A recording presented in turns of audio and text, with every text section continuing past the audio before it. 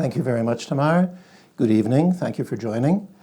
So this is going to be a four-part series. We're going to start talking about the borders of the land of Israel, which is where we will observe the mitzvot that will be discussed in the next three talks. First of all, borders. Where and when do we grow our food? The food in Israel. Yes, we still grow a lot of our own food. We import some, we grow a lot. Next week we'll discuss orla. When can we eat the fruit that we grow? What is considered a fruit, la halacha? What is considered a tree, la halacha? The week after that we'll be discussing Klein, genetics and religion. People think that science and religion can't go together. I've devoted most of my life to showing that it can. And what is a species anyway, la halacha? Shemitah. Equal access to food and funding. The land doesn't belong to anybody, the food belongs to everybody, and how are we going to balance people who are in debt? So let's talk about the boundaries of holiness. Here's a map of one of the many plans of partition of the land of Palestine into Arab and Jewish sections. This one obviously didn't come to pass. For that matter, neither did the one with the Peel Commission, where it had a much larger Jewish section, a more contiguous Jewish section. It had a very large international section, and it had an extremely large Arab section. This didn't work either. Now, this is an original 400, 500-year-old description of the land of Israel. This is done by Heinrich Bunting, a German Protestant pastor and cartographer in the 1580s. He put Jerusalem in the center. Asia, Europe, and Africa were surrounding Jerusalem, which is pretty much the way it is actually geographically. And over here in the corner is the New World, America. It's the shoulder of South America. But this puts Jerusalem in the center of things, both religiously and geographically. Most people will probably recognize the person here. It is Shimon Peres, and he is stopping at a border. But what kind of border is this? Is this a biblical border? Is this a political border? Is this a physical border? It doesn't say. No matter what, you shouldn't go over it. That's what it does say. And when we say chutz la'aretz, what do we really mean? Chutz la'aretz means outside the boundaries of the land of Israel. Since we don't yet know where the land of Israel is, we're not quite sure where chutz la'aretz is either. But during the Shemitah year, stuff is sold, produce is sold. It says Yivul Chutz La'aretz. But this is Chumash Abu Ghosh. Abu Ghosh is very much in the land of Israel and the state of Israel. Here is some sunfrost product. It could be broccoli, it could be spinach. It says Yivul Chutz La'aretz. But where was this Chutz La'aretz? Did we really import it from Singapore, from Asia, from Belgium? Here's a picture that I took 2 weeks ago in my local Supersol. There's zucchini, kishuim, totzeret Yarden, imported from Jordan. Now, is this Jordan that is part of the land of Israel, or is this Jordan where it's actually chutz la'aretz? Right next to it, we're selling fennel that is definitely from Israel. What do we mean by outside the borders? Here's one that'll confuse you, perhaps. This is grown in chutz la'aretz in the southern Arava. Everybody recognizes the southern Arava as part of the state of Israel. Is it part of the land of Israel? We're going to find out. There is a concept in halacha, Surya. Is it Syria? Is it the same thing? Is Syria and Surya the same things? Stuff that is grown on the Golan. Where does that come from? La halacha. So let's go back to Abraham Avinu. The land was promised to our forefathers. The Lord said to Abram, he hadn't yet added the HA, go forth and from your birthplace and to the land that I will show you. And Avram went the way God had spoken to him, and Lot went with him, and he left Haran. Yitzchak was told by God, live in this land, gur ba'aretz hazod, I will be with you, I will bless you. I'll give you all these lands, the same way that I promised Abraham. And then Yaakov was told, the Lord stood over him and said, I am the Lord, the God of Abraham and your father Isaac. The land where you are lying on is going to belong to all of you. And where was he lying? Well, according to the tradition, he was lying on this rock. People lay on rocks a lot in those days. And this is just outside Beit, north of Yerushalayim. And this is supposedly the rock on which Yaakov Avinu lay. The land has been holy throughout our history, from the time that it was promised to our patriarchs, to the Avot, from the time that Joshua entered the land of Israel with the Israelites from Egypt, which is called the first sanctification, Kedusha Rishonah. That sanctification, though, was nullified by the conquest of Nebuchadnezzar, the Babylonian, and the consequent exile. That nullified the conquest approximately 900 years after Joshua et al. Had entered. 70 years later, depending on how you count, Ezra and the returnees from Babylon, keep in mind that most of the people of Israel who had got to Babylon stayed there. Ezra returned with a relatively small amount. It's the second sanctification, Kedusha Shniyah. That sanctification still exists. That is what makes the land holy, even though the temple was destroyed. From the destruction of the second temple until now, it's called the Zman Hazeh, the present time. And there is a concept of Kedusha La'atid Lavo, holiness, sanctification for the future after Mashiach comes and when the Beit HaMikdash, the temple, will be constructed. So what is this first sanctification of Joshua? Well, it says in the tractate of Yevamot that the first sanctification was sanctified for its time, but not for the future. But because it had been conquered by all the people of Israel, unified, thank God, the sabbatical year and the tithes, the Ma'asrot, the Trumot, were observed.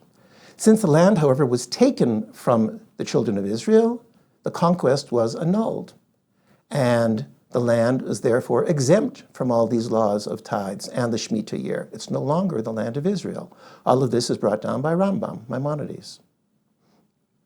Despite Nebuchadnezzar's conquest, though, the temple and Jerusalem, that sanctification still holds. The Beit HaBechira, the Beit HaMikdash, holds the divine presence, the Shekhinah, and the Shekhinah eina mevutelet. The Shekhinah is not annulled. So the sanctity of the rest of the land of Israel is not maintained, but that of Jerusalem is maintained. And there's a famous saying in Midrash Rabbah and Exodus, the divine presence has never moved from the western wall. Here's a painting that was done despite the name. It's actually, he was a Christian, or at least he professed Christianity. He came to the land of Israel. He liked it a lot. He was ultimately buried in the land of Israel. And he painted a number of paintings of the scenery at the time that he was here in the mid to late 1800s. And as you can see, scenery painted then, it's worth a lot of money now. But he's painting the Western Wall. And after 1967, this plaza was very much enlarged by a group of very industrious contractors. They took about 1.5 days to do this. The current plaza was done in lightning speed. So here, this arrow shows us what we know as the Kotel HaMa'aravi, the Western Wall. However, the sanctity, more sanctity perhaps, would be at the little Kotel, HaKotel HaKtana, which is in the Muslim quarter and is directly opposite the Dome of the Rock, which is not a mosque. Al-Aqsa is a mosque, but that's on an expansion that Herod built of the Temple Mount. This was the site of the Beit HaMikdash, and the Kotel here is opposite what was, very likely, the location of the Kodesh HaKodashim. The Aliyah of Ezra is the Kedusha Shniyah, the second sanctification. And it's holier for the future than the first because it was given to us. This is the second sanctification came about through the willing support of Cyrus, Koresh, and his strong desire for the temple's restoration. Through the centuries, through our history, non-Jews, both Jewish, non-Jewish leaders and non-Jewish populace have supported the return of Jews to Israel and the acclamation of Jews once they have returned to the Holy Land. As Rambam says, giving Trumot and Masrot as specified in the Torah can only be done in the land of Israel and only when all of Israel is present there. So when it says, when you come into the land, Bavoachem el haaretz, that means the arrival of all of you. All of you really means all of you. We're not talking 2.5 tribes. We're talking 12 tribes, or 13 if you include Ephraim and Manasseh. So they're destined to return in the third inheritance when Mashiach comes. This is not what happened in the days of Ezra. It was a partial return. As I mentioned, people stayed behind in Babylon. That's how the Talmud, Bavli, got written.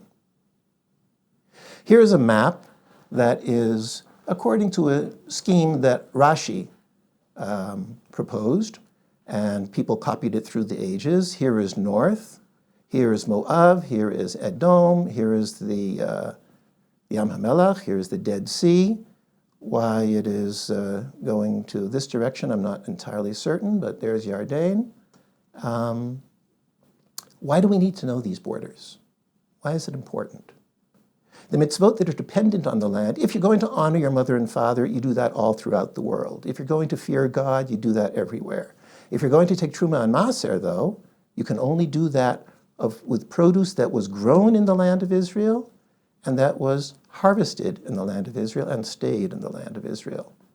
So we have to delineate where we can observe these land-based mitzvot.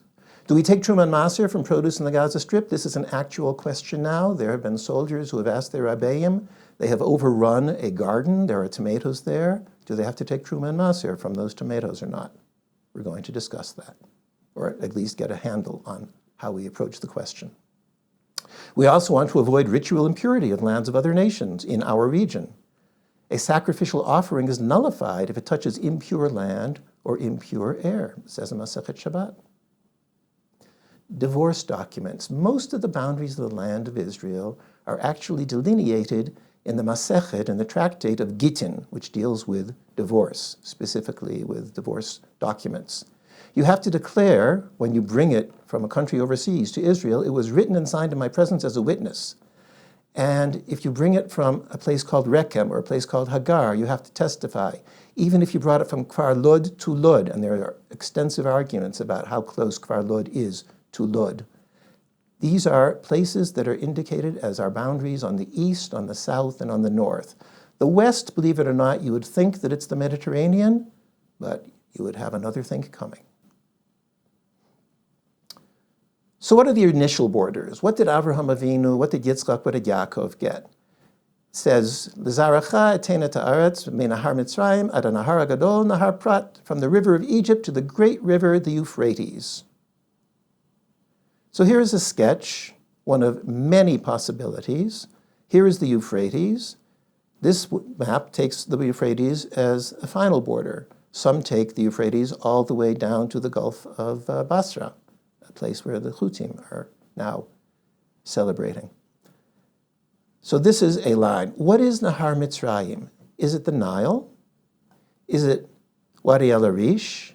There are other possibilities. How far north do these go? Where is the other border, the northern border? How do we draw these lines? So, a minor anti-Semite named Rowley published a map that he said is the aerial dimensions of Israel according to the Agora coin. If any of you have a 10 Agora coin in your pocket, take it out, take a look at it. Don't worry, I'll have a picture of it also. And you'll see that there is an outline evaluation, and it looks something like this. See? This picture. He claimed that these were the desires of the state of Israel for a full boundary from the Euphrates, including all of the Euphrates, to the Mediterranean. He's wrong. Actually, it is based on a coin from the time of the Maccabees, and this is the coin. It's found in the Israel Museum, and this is a copy of the coin made a little bit prettier by the artist. What are the borders of Olei Mitzrayim? We know what the borders are, the maximal borders of what our forefathers got. So we are told in the book of Bamidbar, Numbers, the southern borders of the southern end of the Dead Sea, crosses south of Scorpion Pass, Ma'alei Akrabim, a lot of description here, to the Wadi of Egypt. And that'll be your western boundary, will be the coast of the Dead Sea. Your northern boundary, run a line from the Mediterranean to Mount Hor. Which Mount Hor? There are a number of possibilities. So here's a possibility. Again, there are many such maps. I chose one. Here are Turei Amanah, which are also called Hor Hahar. Yes, Aaron the high priest died and was buried on Hor Hahar, which is down here, It turns out there are several places called Hor HaHar. We're going to see them in a minute. So this is the zigzaggy kind of boundary. It includes the eastern side of the Dead Sea, goes down to Kadesh Barnea, and goes to this Nachal Mitzrayim, which is Wadi El Arish. That's a nice chunk of land. Olei Bavel, however, when they came back, they did not take over all of the lands that Joshua and his compatriots conquered. And he in turn did not take all of the land that was evidently promised to our forefathers. This part up here, north of Achziv today, up to Rosh HaNikra, well here's Tzur, up to the Litani River, was supposed to be a part of Eretz Yisrael, but it wasn't in the time of Olei Bavel. You'll see that the dots here, the border, kind of peters out over here because there's a question. Where is the river that we're supposed to be drawing our border to? We'll see that in just a minute. So what is Nachal Mitzrayim? It says at the border, it should turn at Atzmon, at the Wadi, or river of Egypt, and it ends up at the sea. Thank God everybody agrees that the Mediterranean is the sea that we're talking about. However, possibilities for Nachal Mitzrayim, you would say the Nile River, Hanilus. We're going to see that that's fraught with questions as well. Wadi El Arish, Nachal Grar, comes out to the Mediterranean at Harish. There's Nachal Bsor that comes out through Aza. And there's Nachal Shikma, which comes out a little bit south of Ashkelon. All of those have been proposed as the Nachal Mitzrayim. For that matter, if you say Nachal Mitzrayim, which part of the Nile? The delta is notably complex with all of its various branches leading to the sea. The southern border. I'll set your border from the Sea of Reeds to the Sea of the Philistines. King Solomon built ships at Etzion Gaver, which is near Elot. Elot, yes, like the kibbutz, like Eilat. Rambam says that the borders are from 30 to 35 degrees north to south. Excuse me.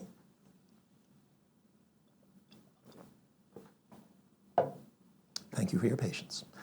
In ancient times, fairly ancient times, we still had lines of latitude. Longitude only came about in the 1600s to 1600s. Latitude was known a long, long time ago. Rambam is talking about degrees of latitude, exactly the ones that we have now. And the southern border should go from the end of the Dead Sea eastward, that's the eastern edge of the Dead Sea, goes around and crosses to Tzin. So here is one of many possibilities. The red is Olei Bavel, the time of Ezra, and it cuts up to Ashkelon. This means this part here, which is considered part of the state of Israel, might not be part of the land of Israel as Ezra and his company knew it. This has halachic and political implications now, as does the fact that the Arava, both the north and the southern part, are outside this boundary, but not according to everybody. The Chazon Ish, Harav Avraham Yeshayahu Karelitz, known as Ish because Aleph for Avraham and Yud Shin for Yeshayahu comes together, spelled Ish. He posited that Kseyam HaMelech was actually the Dead Sea Depression. Now, he was not known to be a geologist, but he was dead right, because he said that down near Yotvata is where we should be, and the Dead Sea Depression geologically stretches from the Chula Valley all the way down the Jordan Valley, past the Dead Sea, to Yotvata. The question then comes, what's Ma'alei Akrabim? Where's Kadesh Barnea? 19th century geographers posited that Kadesh Barnea could be over here, or it could be closer to the Dead Sea. Ma'alei Akrabim could be west of Kadesh Barnea, or it could be east of Kadesh Barnea. Identification is difficult. Identification is not certain. Identification is more certain these days than it was then, but politics, of course, are going to intervene. So here are some lines that have been drawn. Here are some rivers that have been associated. Here is the Nile to its easternmost branch. Here is Wadi El Arish, which most people, but not all, take to be the Nachal Mitzrayim. Here is 30 degrees, which Rambam likes. Here is 30.5 degrees, which turns out to be what the Chazon Ish likes, because right above Kibbutz, I'm sorry, I said Yotvata, I meant Keturah, there is the end of the Dead Sea Depression. And here is the maximalist definition that says that you go until Eilat.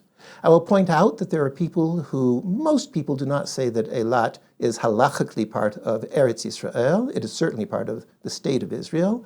And there are people who go so far as to keep 2 days of Yom Tov in Eilat.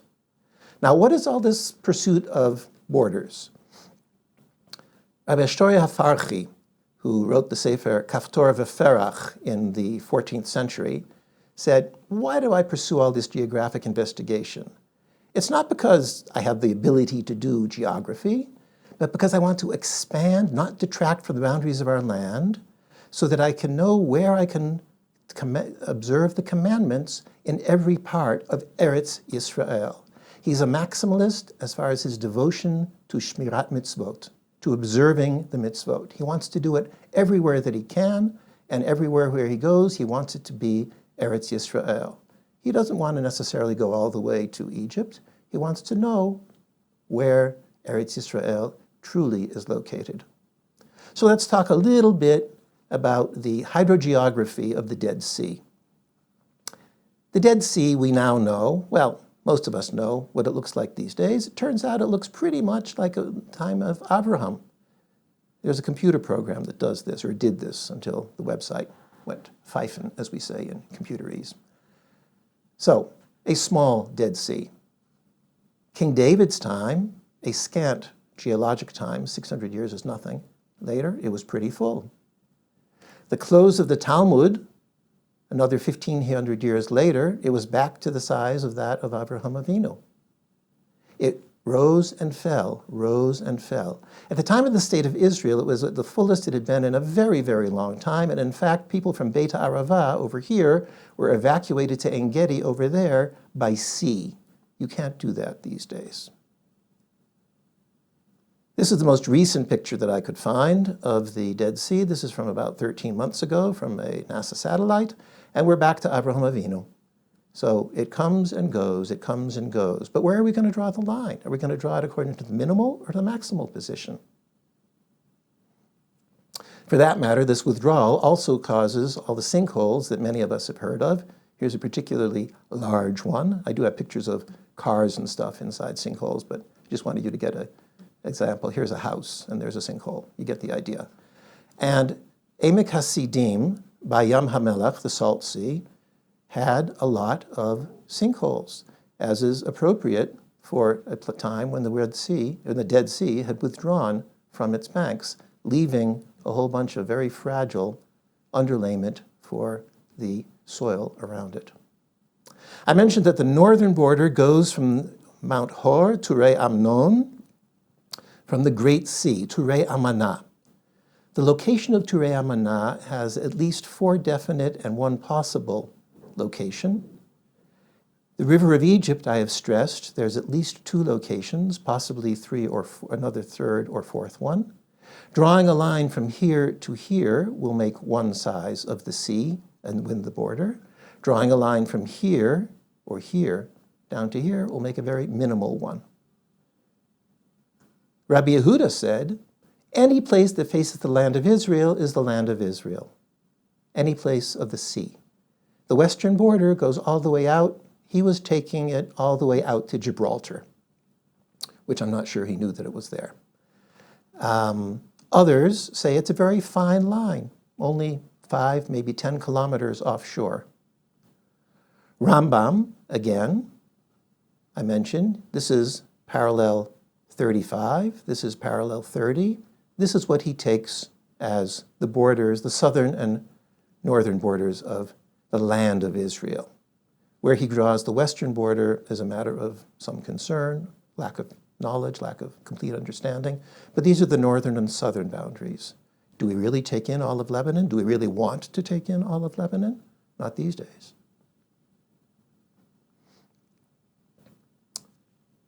In a more minimal view, it says in the Tosefta, that one who walks from Akko to Kziv, which is Achziv these days, to his right, the road is pure. It's part of the land of Israel. And you're obligated for tithing for the sabbatical year until you arrive at a place where you're exempt. And that could be up here at Achziv, if that's where you're going to draw the line. To the west, the road is impure, Chutz La'aretz. From there, it's Eretz Ha'amim, the land of the nations. And you don't have Trumot Ma'asrot, and you don't have Shemitah. Once you get to Kziv, though, and turn inland, then you once again have an observation. I said, and Eli Avivi knows best. Those of you who know the story of Eli Avivi and how he founded his own country at Achziv in the 60s and 70s can look that up. But it's too juicy a story to relate right now. But it was quite juicy, I tell you. What does it mean, Eretz Ha'amim?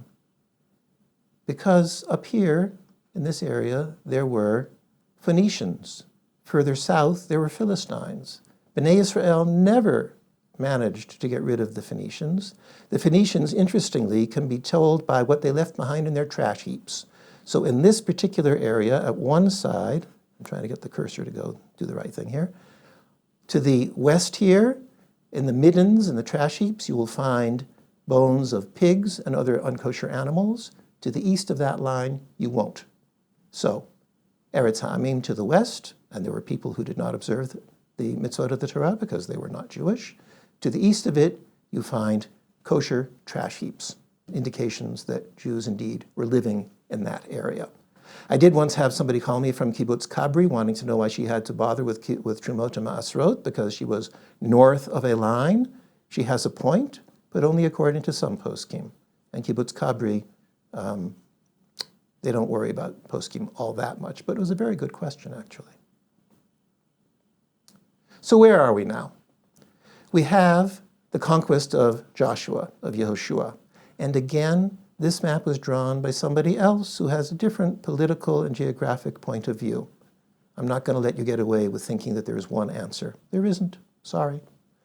Here is Nachal Kziv, Achziv. And here is east of the Jordan, Reuven, Gad, and Chatzi Shevet Menashe. Down here is where everybody else was, the other 10.5 Shvatim. And here is land that, according to this map, was never conquered even by Olei Mitzrayim. When we came back from Bavel, and I say we because we are the Jewish people, we have a long history, then we weren't able to retain or regain everything that had been ours from the time of leaving Egypt. So the map is somewhat smaller. How is all this applicable in our day, in our geographic situation? Well, it turns out you can divide the whole world, according to the Rambam, into 3 categories. The land of Israel, Syria, and Chutz La'aretz.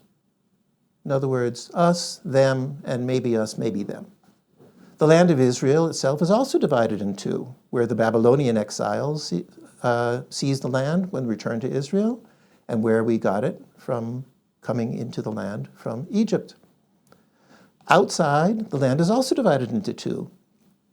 Egypt, Mitzrayim, and Seir, Amnon, and Moab, where the laws are observed according to Derabanan and the Nevi'im, and the other lands, real Chutz La'aretz, don't observe Trumot Ma'asrot, and don't observe Shemitah either, of course. So, let's divide things in 3. We have the land of Israel, we have Olei Mitzrayim, maximal, but not conquered, not reconquered by Olei Bavel. We have Olei Bavel, which is approximately where we're holding now. There is Syria, which is this as yet undefined area, and there's Chutz La'aretz, which includes Mitzrayim, part of Babylonia, Shinar, it's a missing R there, Ammon and Moab, and there's other lands. Now, interestingly, in Islam, the world is divided in 3 also. So here we have Dar al-Salam, Dar al-Islam, and Dar al-Harb, the land of peace, the land make peace with the Muslims, land of Islam, where Muslims have rule, and the land of the sword, where the Muslims want to rule, because they are a maximalist religion, but they still view it as a tripartite world, where the world is just waiting for Islam to get there. a little bit of actualia from very recent history. The borders, we mentioned that there are borders in the sea as well. Interestingly, since there is so much gas now has been discovered in the Eastern Mediterranean, then you may remember that last year there was the Israeli claim of a slightly northern boundary up to the Cypriot, the claim of Cyprus, well, southern Cyprus anyway, to their territorial waters. Gaza officially has territorial waters, and someday they may indeed be able to explore them for energy. And Israel. It makes a big difference. I'm not going to get into the oil politics here, but actually right here there are some very, very rich gas fields, and that is why this seemingly minor angle is actually very major. So 3 regions, everything is in threes. Concerning the laws of Shemitah, the sabbatical year.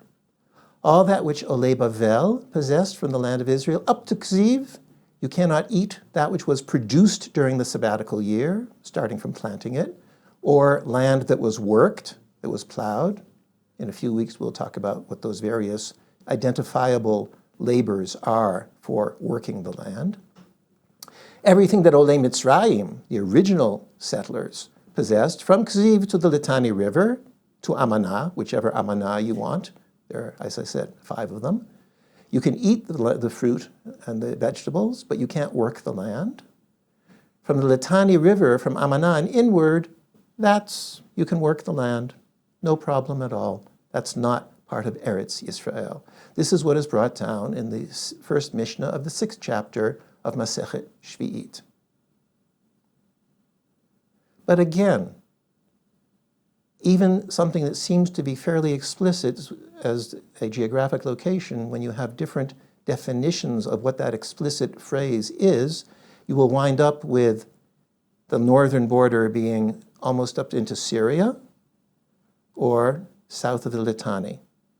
These are 2 modern maps, by the way. Both of them are from institutes that study the mitzvot of Hatliot Ba'aretz, the agricultural mitzvot of the land of Israel.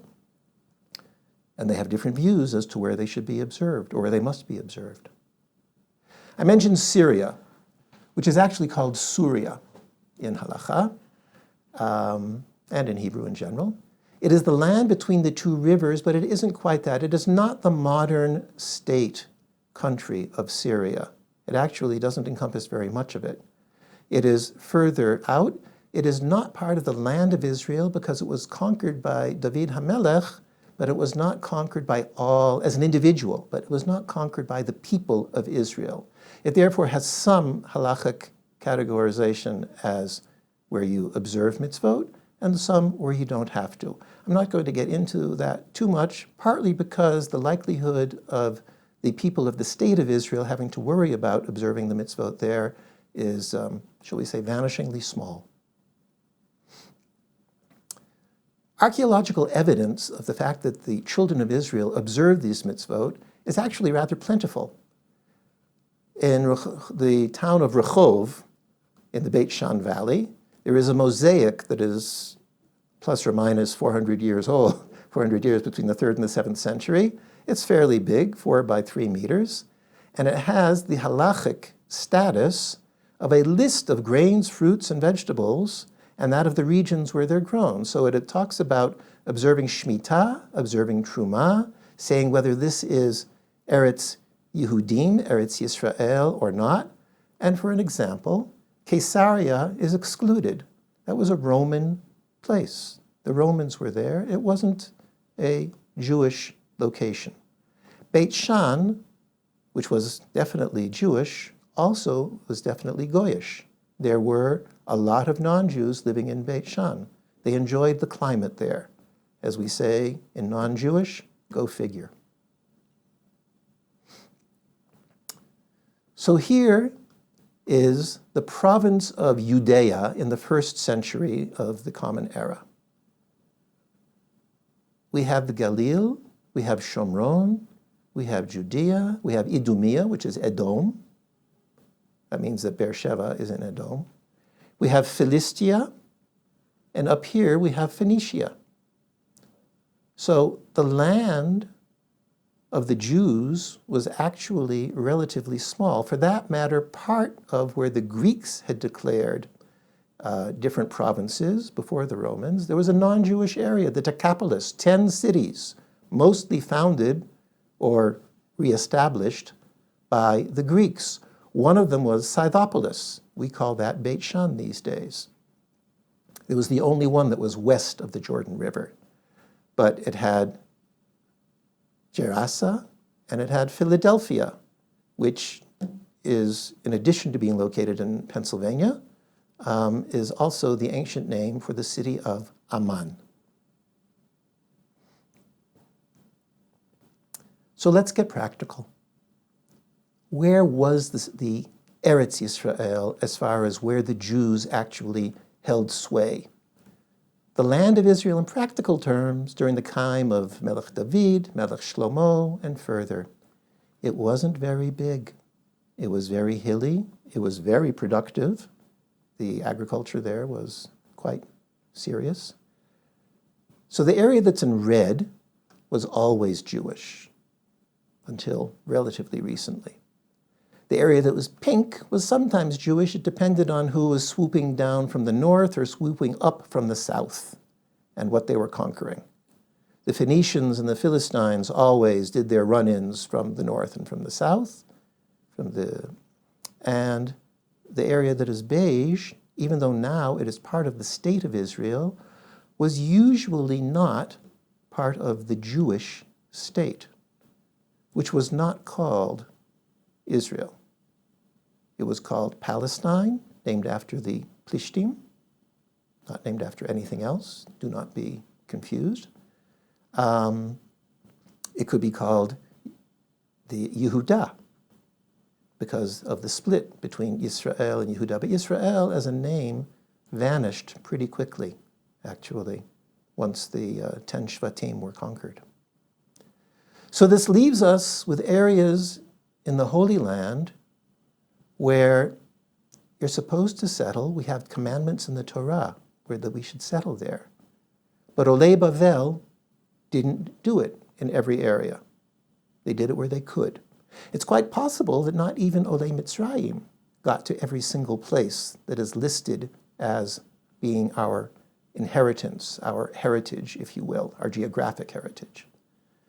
This area, and let's get really modern now, is Davka. I don't know how to say Davka in English. The breadbasket of Israel. It's a major supplier of our vegetables also, which is why, as you have noticed, the prices of vegetables are up, because a lot of them are grown in Otef Aza. A lot of them. A lot of our wheat is grown in the northwestern Negev, which is also called Otef Aza. Now, according to Torah law, you don't have to take Truma and Maaser from this area, wherever you decide finally to draw the border of Olei Mitzrayim as opposed to Olei Bavel. And I've tried to impress upon you the fact that it can be anywhere from just a bit south of Ashkelon all the way down to the Nile Valley, although there's nobody serious who really takes it all the way to the Nile. But you do have to take Truma and Maaser according to rabbinic law. You have to observe the Torah laws, but not necessarily the rabbinic laws of Shemitah. You can commercialize this lack of need to observe mitzvot. So it used to be that during Shemitah, up until 3 Shmitot ago, which sounds like a long time, it actually is, 21 years, what frequently happened is that the wheat that was grown in the state of Israel, in the area that was defined as Olei Mitzrayim, was grown, was harvested, was threshed, and was sold to Egypt, who in turn would buy it by giving or selling Israel. It was a barter. We would get Egyptian grain, which we would grind into flour, etc. They would take Israeli grain. To be blunt about it, the quality of the Israeli grain was usually much better than that of the Egyptian grain. However, people who did not want to rely on produce that was produced in the land of Israel, in Eretz Yisrael, during Shemitah, this was the workaround. It doesn't happen now. It did happen starting from the time of peace, but there's a question as to whether we really need to do it again. I'll leave this to politicians and the occasional religious person who wants to get into politics, which is quite a mixture there. We're going to talk about Kilayim later. So here's a border. Here's a border that is put out, and I'll be upfront about it. This is put out by Mechonat Torah Va'aretz, many of whom lived in the Gaza Strip before they had to leave a number of years ago. The dotted line there is a very productive agricultural area, and Gaza could also be a productive agricultural area, at least the southeastern portion of it. It's true, it does get quite sandy further in. But this area is the breadbasket and a lot of the vegetables of the state of Israel, and considerably could be for the land of Israel as well. From Ashkelon, just south of Ashkelon, down to Kadesh Barnea, according to the directions given in the Torah, this side is Olei Mitzrayim, this side is Olei Bavel. This side you only have to observe according to some Torah-based mitzvot. On this side you have to observe rabbinic mitzvot as well. Next week, we'll start talking about some of those rabbinic mitzvot and Torah mitzvot. We're going to talk about Orla. Why is it called that anyway? Doesn't it also mean, yes, it does mean that, and we'll discuss why that is the word that's used. Is it only in the land of Israel, as maximal as you want to make it, all the way from northern Lebanon to central Egypt? No, it's not only in the land of Israel, however you define it. It will also be in Europe, in Africa, North and South America. Orla is everywhere. Can a tree, halachically, be a vegetable? Well, yes, it turns out, but of course there are some caveats there. And what is the bracha on passion fruit? And while we're at it, on papaya. Now, you will see stickers in the supermarket that say, Behechsher harabanut bilvad, on papayas and on passion fruit. There's reasons for that. The bracha, as I will present it, should be borei pri ha'etz, and you should keep orla on those fruits. But also, don't call it passion fruit, and we'll discuss why that is the case as well. So this is the promo for next week's talk. I have actually managed to finish a little bit earlier than my allotted time, and I am very open to questions from anybody. Thank you very much for your attention. Thank you very much, Josh. So our first question is, wasn't the name Palestinians forced on the Jews by the Romans as another effort to separate them from their connection to the land? I'm sorry, I didn't catch the first part of the question. Wasn't the what of the Palestinians? The name Palestinians forced on the Jews by the Romans. Yes, it was mostly called Judea. That's what Israel pretty much vanished with the 10 tribes. The Jews called it Eretz Yehuda. The Romans said, yeah, let's try to divorce your identity from your land, and they called it Philistia. And yes, that was eventually became Palestina. It is not a native name for this piece of land. That is correct. Yeah. Okay. It seems like there's gaps between the different options of the borders. Who actually benefits from this? Well, what do you mean? You want to use this map? I think Which map do you want to use? The question is it a benefit like for during Shemitah year, or is there any financial benefit to this in today's world? As I pointed out, there was this wheat grain swap that used to happen during Shemitah, which was sort of an advantage depending on where you drew the line. I am very, very deliberately not defining the borders. The borders of the state of Israel, even those, quite frankly, are not as defined as some people would like. And it's, I wouldn't say that there's a benefit. I like very much what Ashtori Hafarchi said, that he was trying to see what are the borders, defining the borders of the state of Israel, so that he could say, this is where we observe these special mitzvot. That's the advantage. I'm going to take a spiritual point of view. Nobody can observe all 613 mitzvot, because nobody is both a man, a woman, a kohen, a king, a poor person, etc. The 613 do not apply to everybody. There's divisions. There's absolutely divisions. But if you want to maximize the mitzvot that you can observe, then you want to find out what is the maximum feasible borders. Because even in the time of Joshua, not me, the other one, the borders were ultimately not attained according to what was promised to Abraham, Yitzchak, and Yaakov.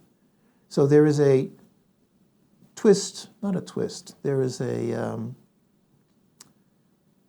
conundrum here, because we have the commandment of God to conquer the land of Israel, and we have the abilities, with God's help, we have the abilities of humans to fulfill God's commandments, which doesn't always come to full fruition. What's the advantage to having borders? Well, you have some line that you can draw and say you can't go any further here. But I like Ashtori Hafarchi again because the advantage is knowing where you can observe the mitzvot. Financially, I don't really want to get into that. Mixing money and Torah never ends well. All right. Ilana wants to know if there was a big diaspora in the time of the Jewish kingdom, people who lived in Chutz La'aretz, and if so, then why? I'm not sure which Jewish kingdom. True history, actually, yes. There were very definitely large diasporas. Famously, the shul in Alexandria, which according to most is outside the river of Egypt, the Nile. It's pretty far west of the delta. Had a huge shul that was actually built in the shape of the Beit HaMikdash. And it was so large that the Gemara in Brachos says that in order to get people to say Amen, they had to wave flags so that people in the back would know that the bracha is finished, shout Amen. It's brought down quite clearly. There were Jews as far west as Spain. There were always travelers who went to the eastern lands. There are all kinds of tales, legends, possibilities as to what is the meaning of this story. Oh, was it a Jew who actually came here and taught us about one God and not many? So, yes, there were always Jews outside the land of Israel. But ideally, the vast majority were within the borders. Okay, thank you very much. Thank you everyone for joining us. We hope we continue together next week to study about Olam, and we wish Besorot Tovot for our soldiers and people in all the different borders, wherever these borders may be. And Besorot Tovot, thank you. Thank you very much.